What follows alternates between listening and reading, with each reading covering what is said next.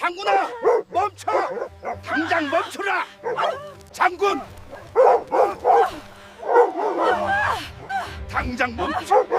진돗개 장군이가 앞발로 아버지 산소를 계속해서 파헤쳤어요.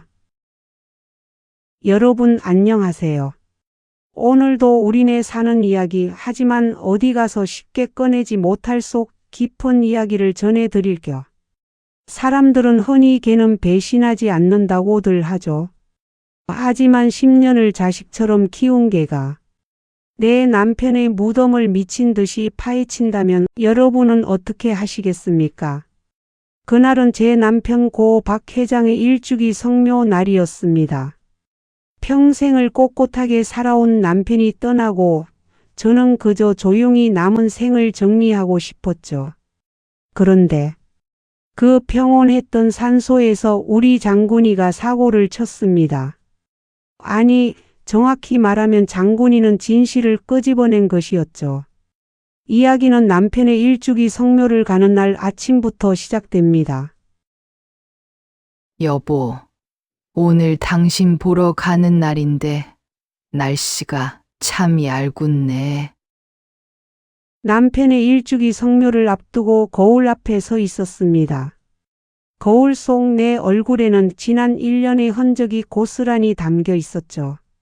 흰머리는 더 늘었고 눈가의 주름은 더 깊어졌습니다. 하지만 이상하게도 표정만큼은 1년 전보다 더 평온해 보였어요. 한복을 입어야 하나? 평상복으로 가도 될까? 옷장을 열며 고민하는 순간 거실에서 큰아들의 목소리가 들려왔습니다. 어머니, 오늘 성묘 끝나고 그 산 밑에 땅 매물 나온 거 보러 가시는 거죠? 제가 부동산 사장님이랑 약속 잡아뒀어요. 아버지 길에, 아버지 무덤에 가면서 제일 먼저 하는 말이 땅값 이야기입니다. 저는 한숨을 삼키며 대꾸 대신 현관으로 향했습니다. 장군아, 오늘 할아버지 보러 가자. 준비됐니? 남편이 생전에 아끼던 진돗개 장군이가 현관에 앉아 저를 기다리고 있었습니다. 1년 내내 밥도 제대로 안 먹고 넛이 나가 있던 장군이가 오늘따라 눈빛이 예사롭지 않았어요. 뭔가 결심한 듯한 표정이었달까요. 현관 앞에서 며느리는 장군이를 보더니 어머니, 그 개까지 데려가시게요? 산소의 개를 데려가면 좀 그렇잖아요. 주인 찾는다고 무덤이라도 파면 어쩌려고요? 장군이는 사람보다 낫더라고. 죽은 사람도 안 있고 1년을 기다렸으니까. 며느리의 얼굴이 굳어졌지만 저는 신경 쓰지 않았습니다. 장군이의 목줄을 챙겨 들고 현관문을 나섰죠. 차 안의 분위기는 무거웠습니다. 장남이 운전을 하고 며느리가 조수석에, 저는 뒷좌석에 장군이와 함께 앉아 있었어요. 장남은 라디오를 틀어 분위기를 바꾸려 했지만 그마저도 금방 꺼버렸습니다. 어머니, 그런데 아버지가 남기신 그 땅들 정리는 언제쯤 하실 생각이세요? 정리. 무슨 정리? 아니, 아버지 돌아가신 지도 1년이 됐는데 상속 문제나 재산 정리를 해야 하지 않겠습니까? 네 아버지 제사밥도 아직 안 먹었는데 벌써 유산 이야기냐? 어머니, 그게 아니라 세금 문제도 있고 해서요. 요즘은 상속세가 엄청 높다잖아요. 저는 대답 대신 장군이의 머리를 쓰다듬었습니다. 장군이는 창밖을 보며 가끔씩 낑낑거렸어요. 마치 목적지가 가까워질수록 안절부절 못하는 것처럼요. 여보, 당신이 떠난 뒤로 이 집안이 어떻게 돌아가는지 알아요? 당신 49제도 제대로 안 지내고 사무제 때는 이놈들이 변호사까지 데려왔더라고요. 재산 목록 확인한답시고. 산으로 올라가는 비포장 도로로 접어들자 장군이의 귀가 쫑긋 섰습니다. 꼬리를 세우고 앞을 응시하는 모습이 마치 전사 같았어요.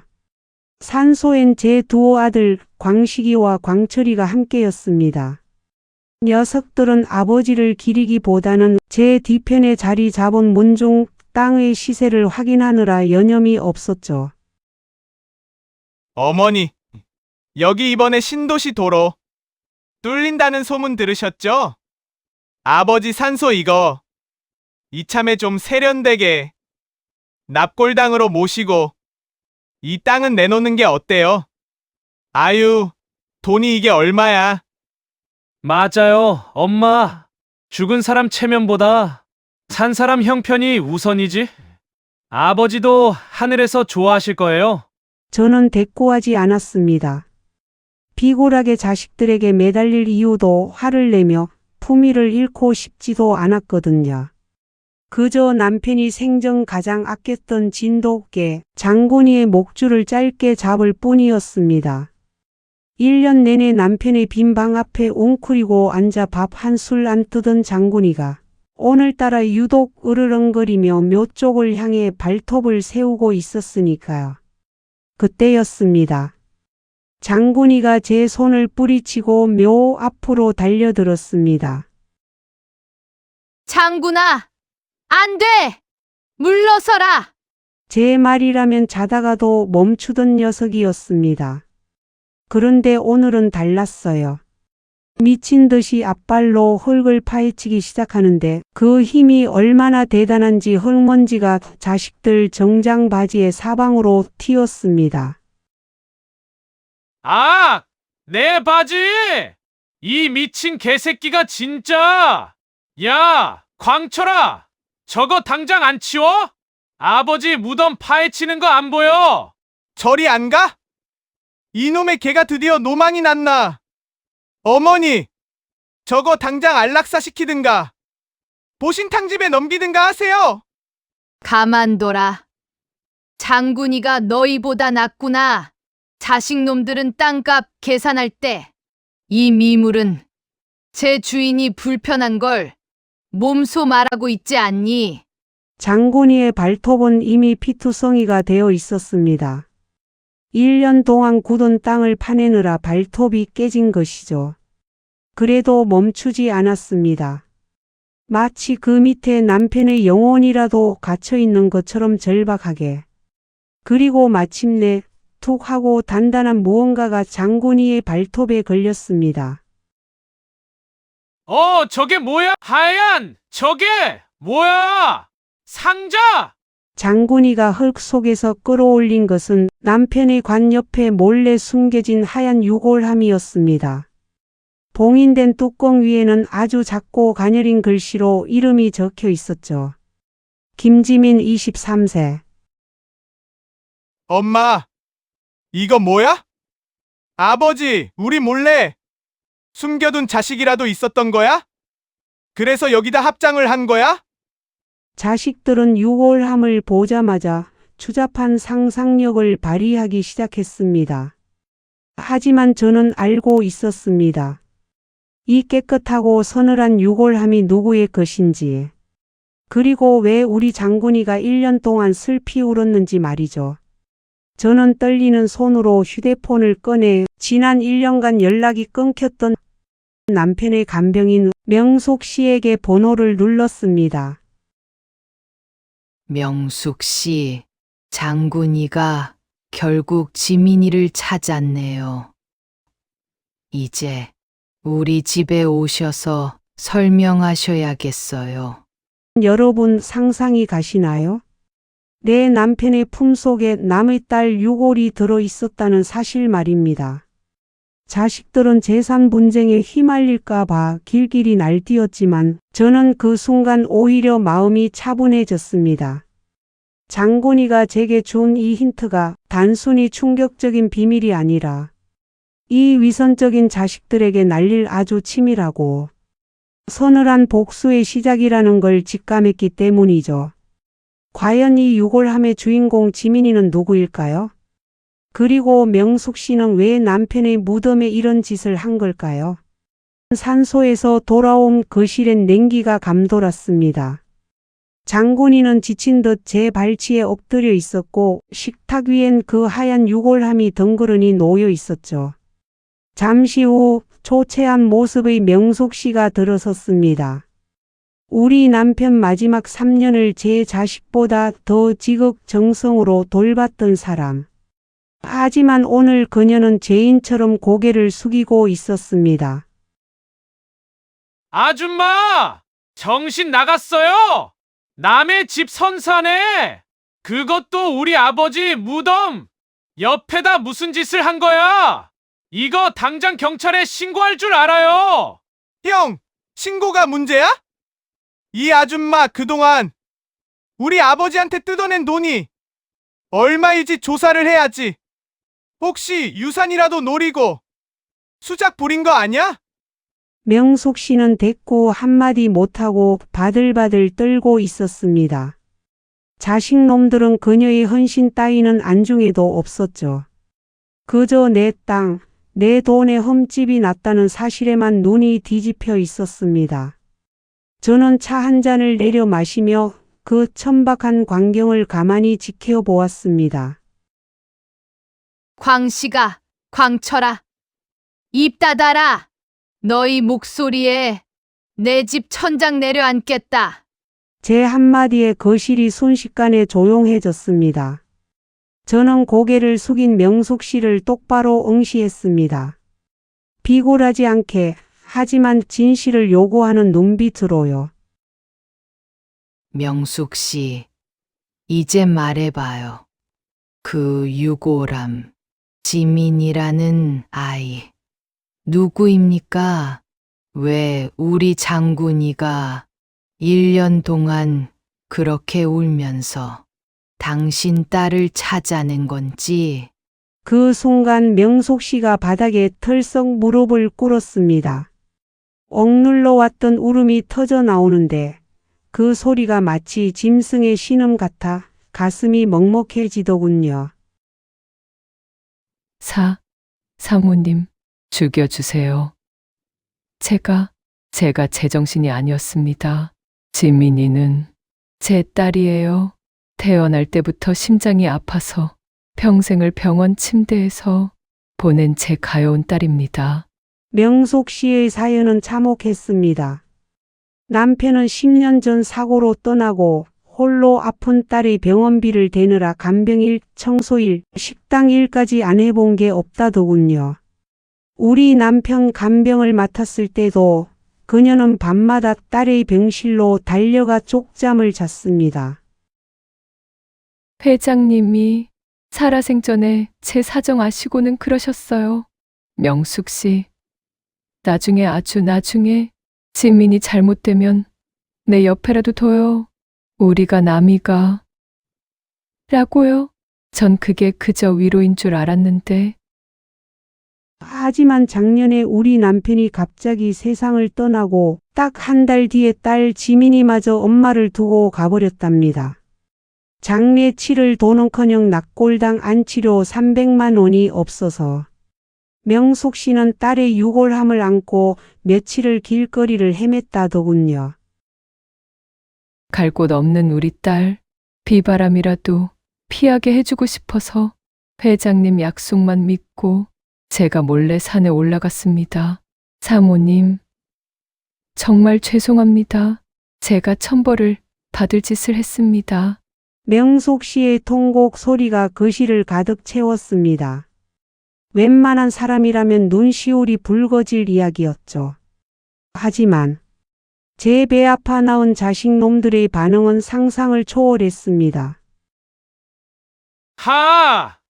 그래서 감성팔이 하면 우리가 어이구 그러셨어요 할 줄 알았어? 우리 아버지가 치매 기운 있어서 헛소리한 걸 진짜로 믿었다고? 이거 명백한 무단 침입의 불법 매장이야. 어머니! 저 여자 말 믿지 마세요. 보나 마나 나중에 우리 땅, 지분이라도 주장하려고 밑밥 가는 거예요. 요즘 세상이 얼마나 무서운데요. 당장 저 가짜 유골함 들고 나가요. 아니, 이건 증거물로 우리가 압수해야 하나? 당장 파내지 않으면 내 손에 죽을 줄 알아. 명숙 씨를 밀치는 아들의 손길에 그녀가 힘없이 쓰러졌습니다. 그 꼴을 보고 있자니 제 안에 무언가가 차갑게 식어버리더군요. 자식이라는 놈들이 3년 동안 자기 아버지 병수발한 사람한테 저토록 무례할 수 있다니. 저는 천천히 자리에서 일어나 남편이 맡겨둔 서류 가방을 열었습니다. 광씨가 네 손에 죽을 사람이 누군지 확인부터 해야겠구나. 어머니? 그건 또 무슨 서류예요? 저는 서류 뭉치를 식탁 위에 던졌습니다. 그건 단순한 종이가 아니었습니다. 남편이 죽기 직전 저와 장군이만 있는 자리에서 변호사를 불러 작성한 비밀 부속 유언장이었죠. 여기 봐라. 너희 아버지가 명숙 씨와 지민이에게 남긴 게 말뿐인 줄 아니? 나 박동만은 간병인 명숙 씨의 헌신에 감사하며 그녀의 딸이 사망할 시 나의 묘역 옆에 안치할 것을 허락한다.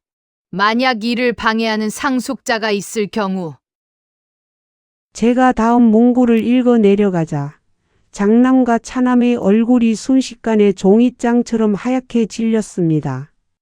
탐욕에 눈이 멀어 짐승처럼 날뛰던 놈들이 비로소 자기들이 발을 딛고 있는 땅이 얼마나 위태로운지 깨달은 모양이더군요.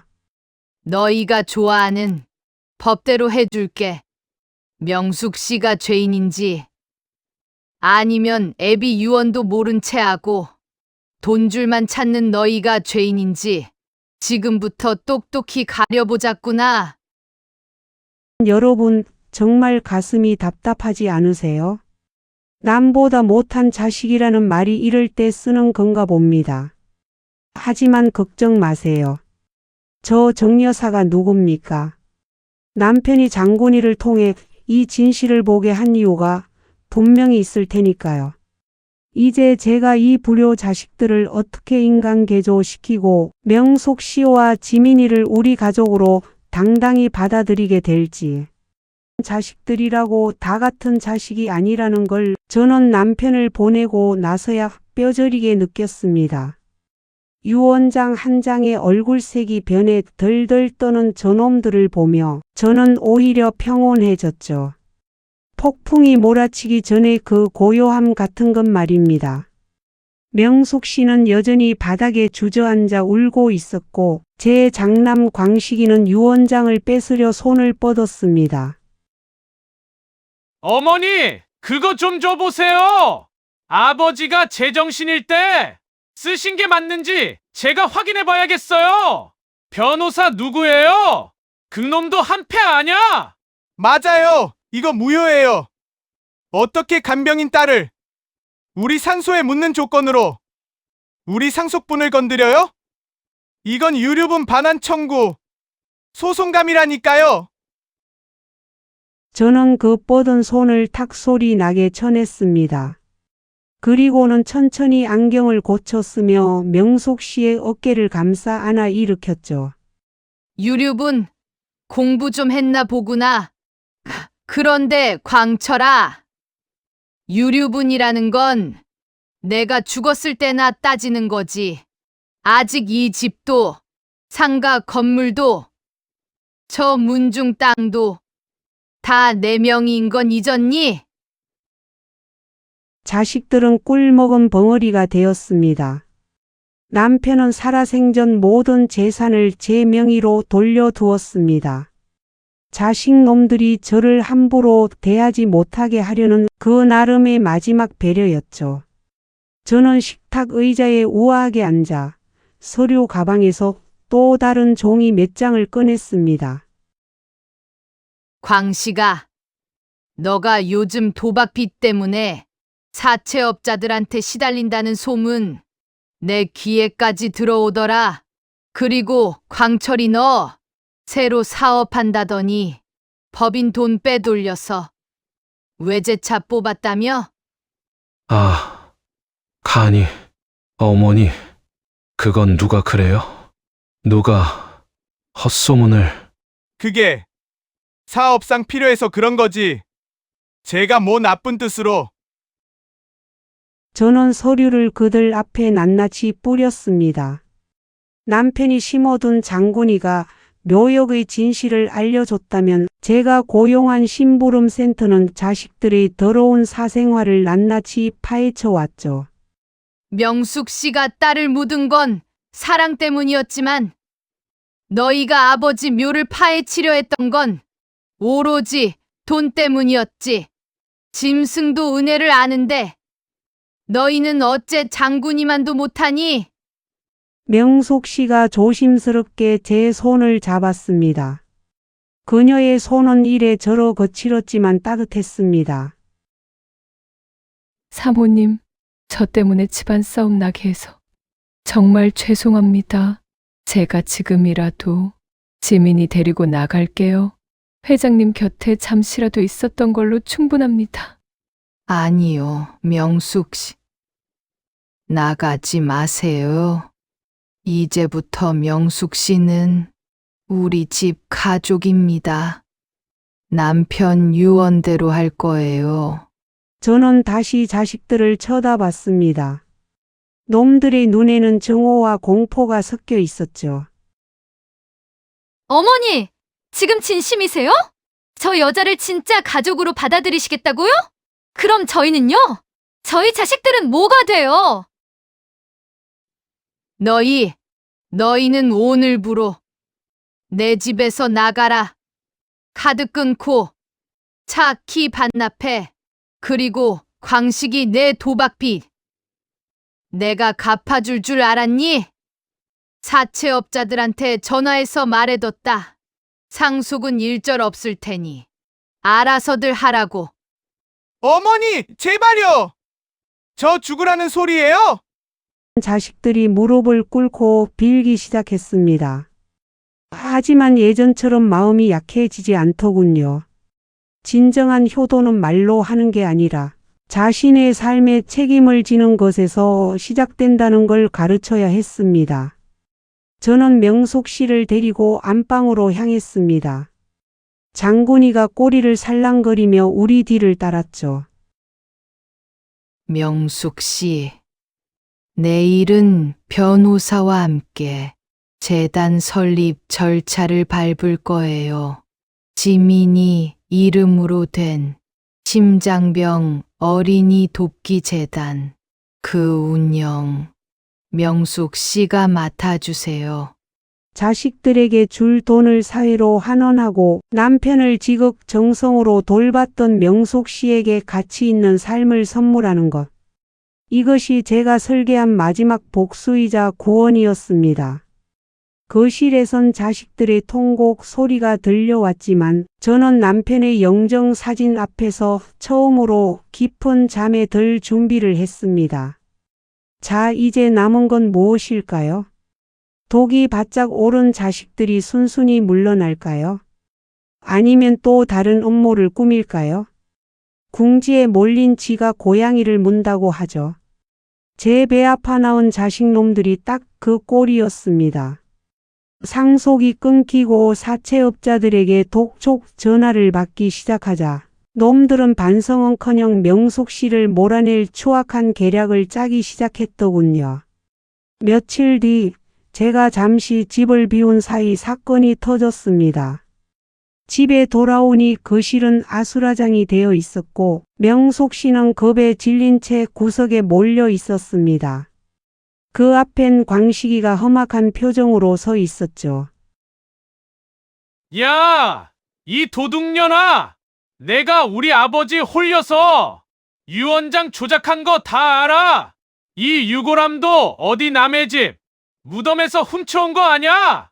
당장 이거 들고 안 나가면 너 유골 탈취죄로 감옥 쳐넣을 줄 알아! 아닙니다, 도련님. 저는 정말 회장님 뜻에 따랐을 뿐이에요.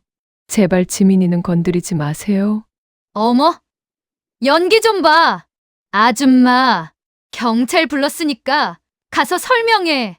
우리 아버님 치매인 거 이용해서 재산 가로채려고 공모한 거 우리가 다 증거 모아놨거든. 그때였습니다.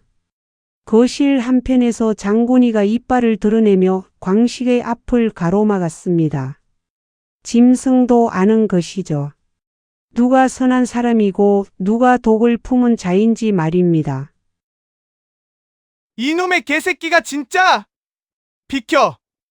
너도 오늘 끝이야!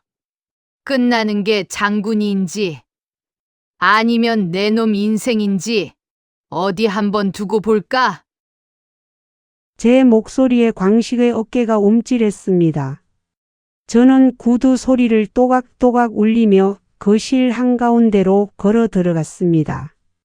제 뒤에는 정장을 입은 낯선 사내들이 함께였죠. 어머니, 이 사람들은 누구예요? 인사해라. 너희가 그렇게 좋아하는 법을 집행하러 오신 분들이다. 그리고 광씨가 내가 아까 명숙 씨한테 치매 노인 이용한 재산 가로채기라고 했니? 아주 고맙구나. 내 입으로 범죄 사실을 예고해줘서. 저는 명숙 씨를 제 옆에 앉혔습니다. 그리고 변호사가 건네준 태블릿 PC를 식탁 위에 올려두었죠. 거기엔 광식과 광철이 어젯밤 술집에서 명숙 씨를 협박해 강제로 집에서 쫓아내고 저를 요양원에 강제 입원시키기로 모의한 녹취록이 흐르고 있었습니다.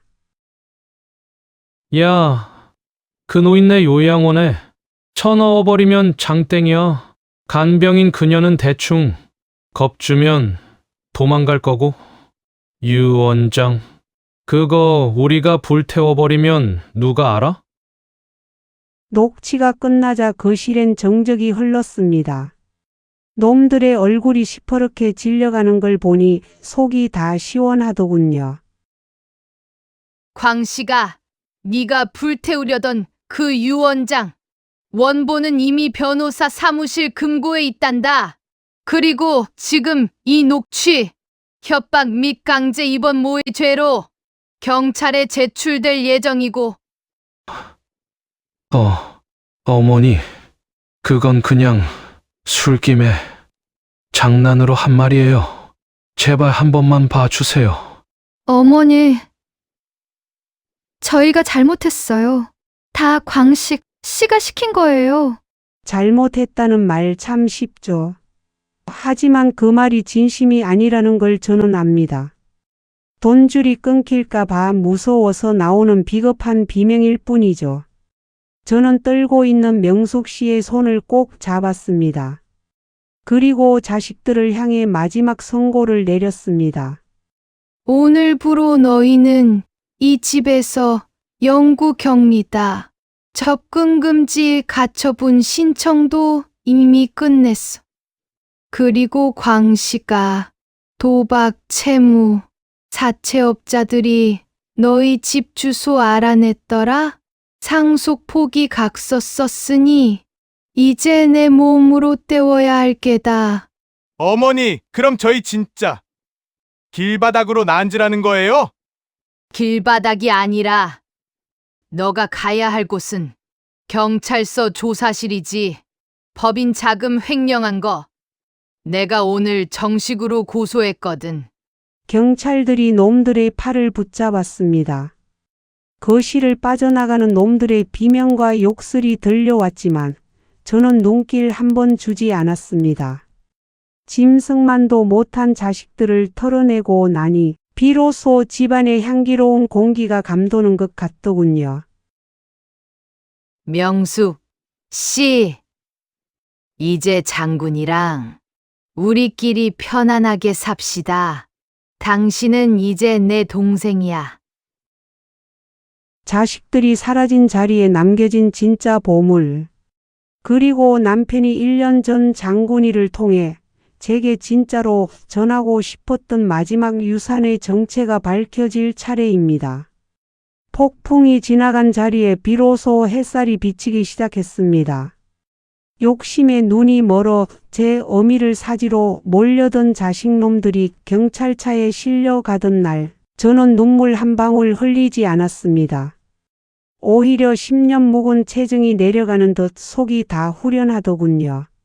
한 달 뒤 남편의 묘역은 몰라보게 달라졌습니다. 장군이가 피가 나도록 파헤쳤던 그 자리는 이제 예쁜 들꽃들이 가득한 작은 정원이 되었죠. 남편의 묘 옆에는 지민이의 유골함이 정식으로 안치된 작은 석탑이 세워졌습니다. 여보, 이제 외롭지 않지? 당신이 아끼던 명숙 씨랑 지민이 내가 끝까지 책임질게. 당신 안목이 틀리지 않았어. 명숙 씨는 이제 간병인이 아니라 제 동생으로 불립니다. 남편이 남긴 유산 일부와 제 사재를 털어 만든 지민 심장병 어린이 재단의 사무국장을 맡아 누구보다 활기차게 살고 있죠. 언니, 오늘 재단에 후원금이 또 들어왔어요.